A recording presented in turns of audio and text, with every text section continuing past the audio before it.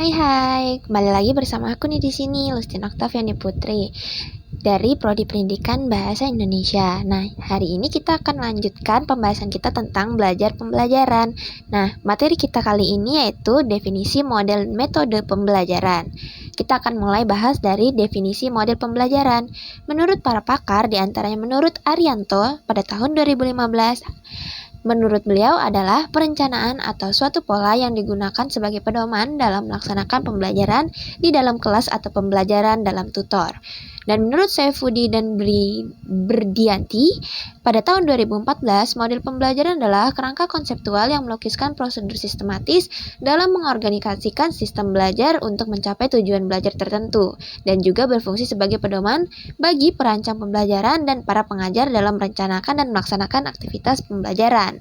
Menurut Priyansa, pada tahun 2017, ia mengemukakan bahwa model pembelajaran merupakan kerangka konseptual yang digunakan sebagai pedoman dalam melakukan suatu kegiatan kerja atau juga sebuah gambaran sistematis untuk proses pembelajaran agar membantu belajar siswa dalam mencapai tujuan yang ingin dicapai.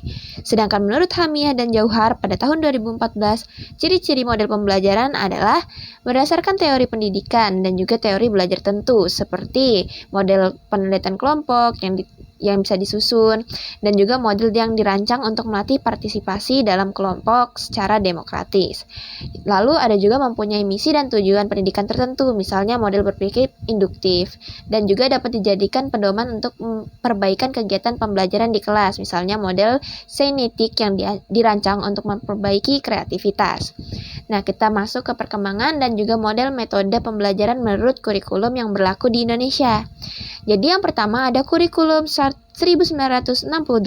Nah, proses pembelajaran ini lebih berorientasi pada penguasaan materi pembelajaran sehingga peran siswa dalam proses pembelajaran sangat pasif dan juga berpusat hanya kepada guru. Yang kedua, ada kurikulum 1975, yaitu kurikulum ini berorientasi pada guru, sehingga guru yang mendominasi proses pembelajaran. Metode-metode ceramah dan juga metode-metode dikte itu lebih menonjol dan digunakan oleh para guru di kurikulum ini. Yang ketiga, ada kurikulum 1984. Di pendekatan ini, kurikulum pengajarannya berpusat pada anak didik dan cara belajar siswa lebih aktif atau CBSA. Model pembelajaran antara guru dan siswa harus sama aktifnya dalam kurikulum 1984 ini. Yang keempat ada kurikulum 1995.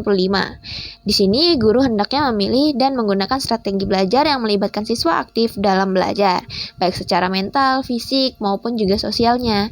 Dalam mengaktifkan, siswa dan guru dapat memberikan bentuk sosial yang mengarah kepada jawaban konvergen, divergen, atau terbuka dan dimungkinkan lebih dari satu jawaban, dan juga dilakukan penyelidikan dalam kurikulum tersebut. Yang kelima, kita masuk ke kurikulum 2004 atau KBK. Dalam pengelolaan proses belajar mengajar ini, sekolah diberi peluang untuk memilih strategi dan juga metode serta teknik-teknik pembelajaran yang lebih efektif dan sesuai dengan kondisi sumber daya pendidikan yang ada di sekolah-sekolah mereka. Yang keenam, kita masuk kurikulum 2006 atau KTSP. Kita mungkin sudah sering banyak mendengar tentang KTSP. Nah, proses pembelajaran kurikulum ini itu menggunakan metode ceramah, tanya jawab, dan juga pemberian tugas dan juga demonstrasi. Yang ketujuh, kita masuk ke kurikulum 2013. Tiga model yang menjadi andalan pada kurikulum 2013 yaitu model pembelajaran berbasis project atau project based learning, dan model pembelajaran berbasis masalah problem based learning, model pembelajaran penemuan discovery learning. Yang kedelapan ada kurikulum KKNI. Pembelajaran pada kurikulum KKNI berpusat pada mahasiswa atau SCL sehingga diterapkan lulusan memiliki kemampuan sesuai dengan pencapaian pembelajaran lulusan, di mana dosen sebagai fasilitator dan juga motivator. Yang terakhir, kurikulum merdeka. Nah, kurikulum merdeka ini mungkin sekarang lagi digunakan di Indonesia. Jadi, kurikulum merdeka adalah kurikulum dengan pembelajaran interaktif yang beragam di mana konten akan lebih optimal agar peserta didik memiliki cukup waktu untuk mendalami konsep dan menguapkan kompetensi. Guru memiliki keleluasaan untuk memilih berbagai perangkat ajar sehingga pembelajaran dapat disesuaikan dengan kebutuhan belajar dan minat peserta didik.